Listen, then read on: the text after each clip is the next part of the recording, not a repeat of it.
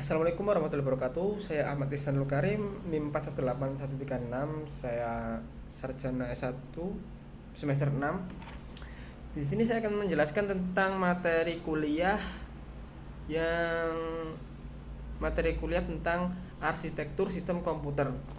Nah, ringkasan kurang lebihnya ringkasan arsitektur sistem komputer sih. Yang pertama itu apa sih? Yang mempelajari apa saja sih yang mempelajari arsitektur sistem komputer itu? Yang pertama itu kita bisa mempelajari apa itu pengertiannya sendiri untuk mempelajari komponen atau arsitek atau maksudnya komponen yang ada pada dalam komputer itu sendiri yang saling bekerja satu sama lain gitu. Yang pertama kita mempelajari struktur instruksi komputer itu apa ya? Sebagai landasan yang menghubungkan berbagai komponen itu sendiri, berbagai komponen komputer maksudnya, berbagai komponen, contohnya seperti CPU, memori internal, memori eksternal yang saling berkomunikasi, artinya saling terhubung satu sama lain. Untuk memori internal sendiri itu kalian pastinya sudah paham ya. Memori internal itu adalah media penyimpanan yang bersifat permanen. Artinya apa? Bersifat permanen itu ketika kita menyimpan data di dalam memori internal tersebut, apabila komputer kita itu mati saat shutdown, nah data-data yang ada di memori internal itu tidak akan hilang, tidak akan terhapus karena sudah bersifat permanen, artinya sudah tersimpan di dalam memori internal tersebut. Sebaliknya kalau memori eksternal itu memori yang bersifat tidak permanen. Artinya apa?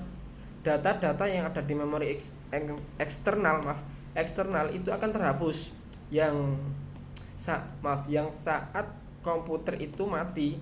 Nah, memori pada data yang ada di memori eksternal itu akan terhapus.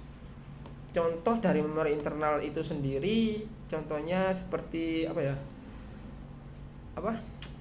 Hard disk, kemudian ada flash disk itu kan internal, CD-ROM dan lain-lain. Yang untuk contoh memori eksternal sendiri itu ada RAM dan ROM. RAM itu kan memori eksternal ya, bersifat sementara. Kalau komputernya mati ya sudah, datanya hilang. Berbeda kalau di memori internal kan bersifat permanen. Kalau komputernya mati, datanya masih utuh di dalam hard disk itu tersebut, ya enggak sih? Kemudian yang ada lagi, kita akan mempelajari berbagai komponen-komponen yang ada di dalam komputer, seperti ya kayak memori itu bagian-bagian memori, CPU bagian-bagian dari CPU, cara kerja CPU, cara kerja memori. Terus kita juga akan mempelajari organisasi input output, yang mana artinya itu organisasi input output itu artinya apa ya?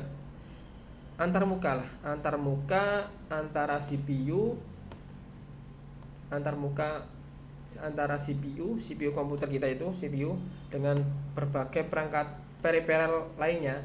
Contohnya kayak monitor, keyboard, mouse, dan itu akan saling berkomunikasi atau saling terhubung. Itu dinamakan organisasi input output ya. Nah, kayak keyboard itu kan bersifat input ya, input menginputkan suatu data kayak huruf, angka.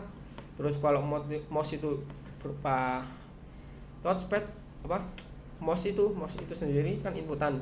Terus kalau monitor itu kan output, dan itu akan saling terhubung sebagai antarmuka kita untuk komputer itu terhubung ke CPU-nya. Nah, kemudian ada sistem operasi. Sistem operasi itu sendiri adalah apa ya namanya? Sistem komputer itu sendiri. Sistem operasi itu ada berbagai banyak contoh ya, seperti kayak Windows, Ubuntu, Linux. Kemudian kita juga akan pelajari aritmatika, yang mana itu adalah pengolahan bilangan, pengolahan digital, pengolahan angka-angka yang ada pada dalam komputer, seperti arithmetical logical unit. Kemudian kita akan belajar biner, hexadesimal atau sebaliknya, cara menghitungnya. Kemudian yang terakhir kita akan menjelaskan ya fungsi CPU sendiri.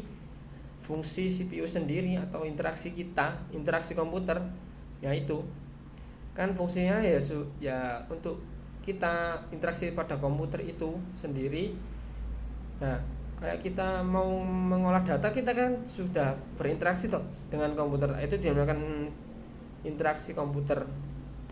Ya cukup sekian sih kalau penjelasan secara singkat tentang materi kuliah arsitektur sistem komputer itu sendiri. Kurang lebihnya mohon maaf ya kalau ada salah kata. Wassalamualaikum warahmatullahi wabarakatuh. Saya Ahmad Zanul Karim, NIM 418. Terima kasih.